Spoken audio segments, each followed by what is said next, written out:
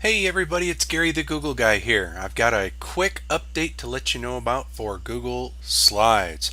That is the ability to be able to use a shortcut, whether it is the B as in boy key or the W key for changing your screen while presenting to either a black slide or a white slide, to just change your screen for maybe while you're answering a question or you're going further discussion into some material that is up on your screen, whatever it may be. So to show you, we are going to go to present, and I can go to my second slide, and then maybe I get a question. So this is where I can use my B, and I just type or hit the key that is B, goes to a black screen.